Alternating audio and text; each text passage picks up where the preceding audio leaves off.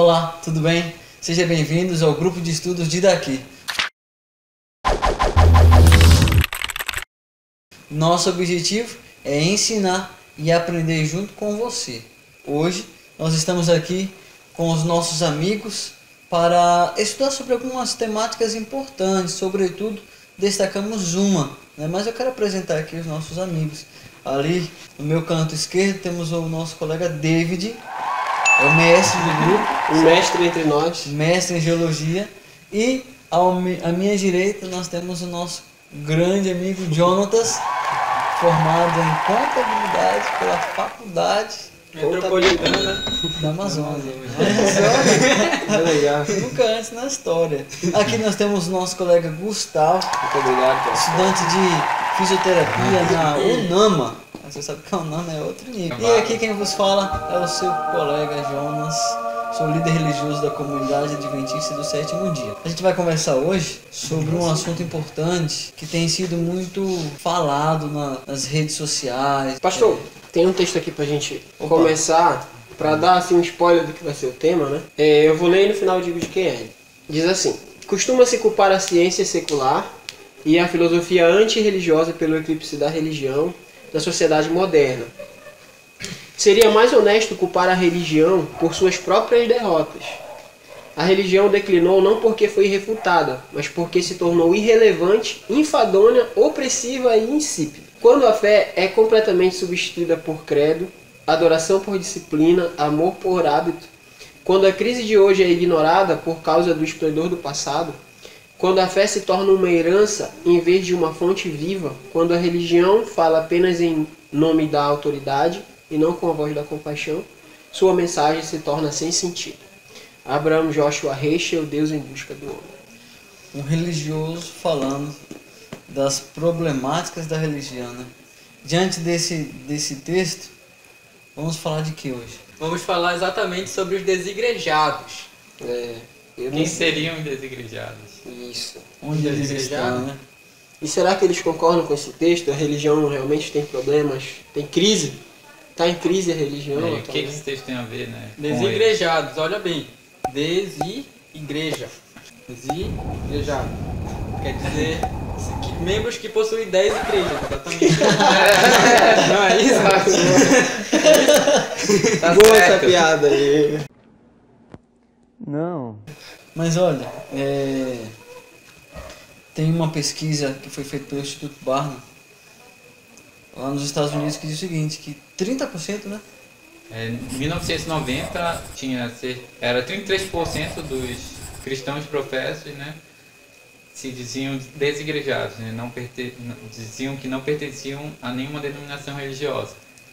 E agora em 2014, que é o dado mais recente que eles têm, né, esse percentual passou de 33% para 43%. Ainda nos Estados Unidos? Nos Estados Unidos, né? E isso, aí você traz um pouco para a nossa realidade. Na América do Sul, 20% das pessoas que se dizem cristãos não frequentam igrejas também. E é bom a gente lembrar que esse primeiro momento a gente vai falar sobre os motivos que os desigrejados usam para não frequentar as igrejas, né? A nossa temática sobre os desigrejados ela é bem complexa, mas esse primeiro momento, esse primeiro vídeo vai falar sobre isso, sobre os motivos, né?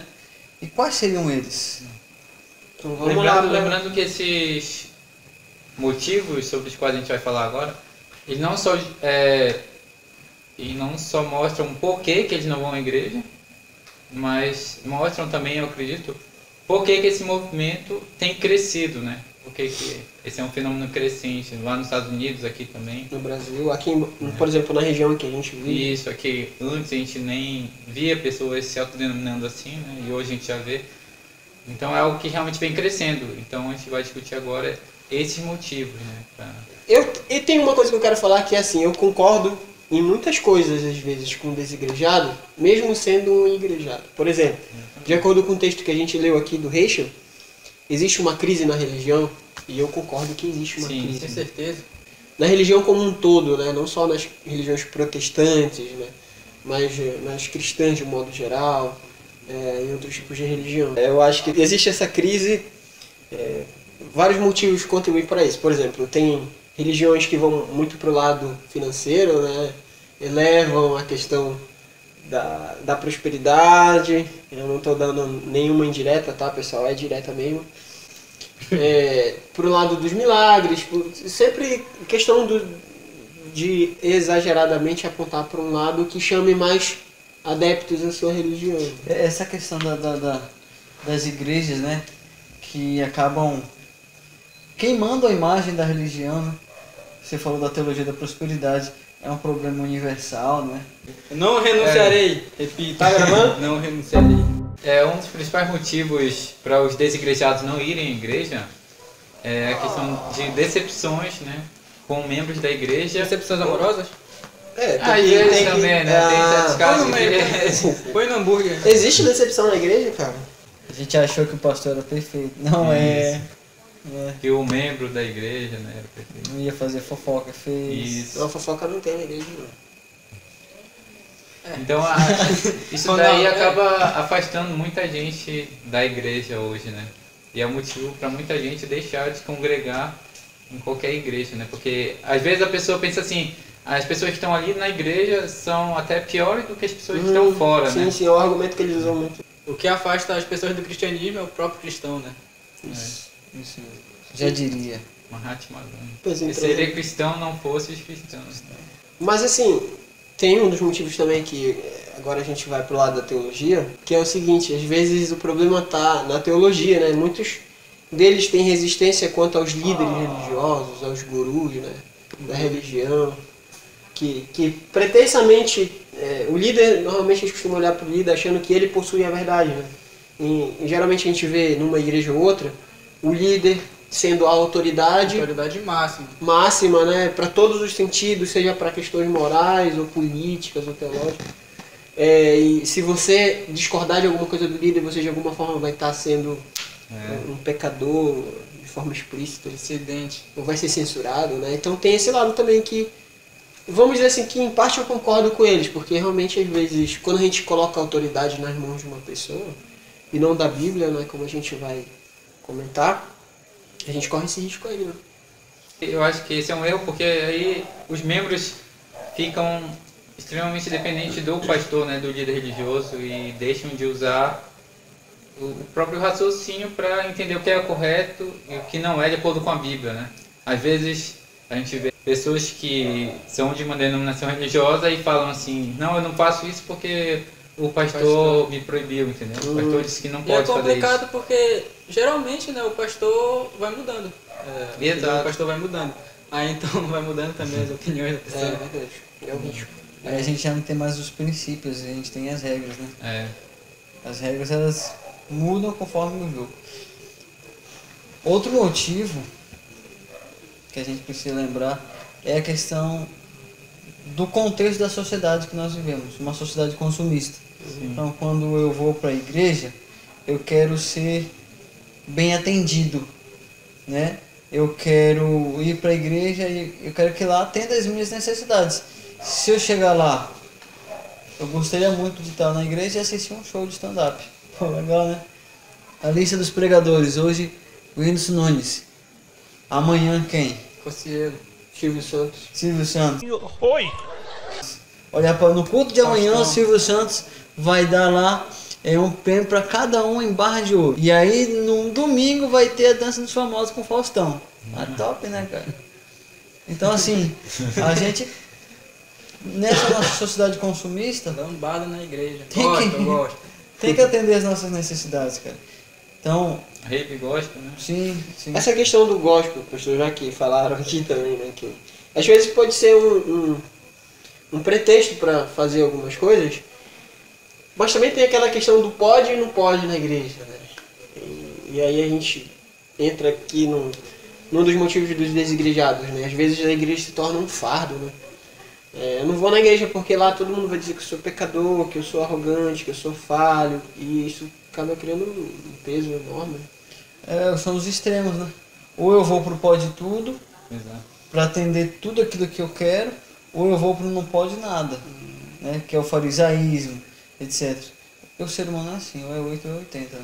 Então tem essa questão das desilusões, essa questão do contexto de uma sociedade consumista. Tem aquela questão que é a fuga, né, de uma responsabilidade.